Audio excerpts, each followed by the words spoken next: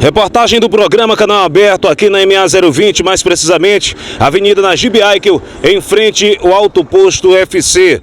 Segundo as informações, elementos armados chegaram aqui neste posto na tarde de ontem, renderam a funcionária que estaria atendendo aqui nas bombas e levaram todo o dinheiro que tinha no caixa. A informação é que os elementos vieram exatamente daquela direção, abordaram os trabalhadores que estavam em suas funções e fugiram exatamente no sentido de Coroatá ao município de Peritoró.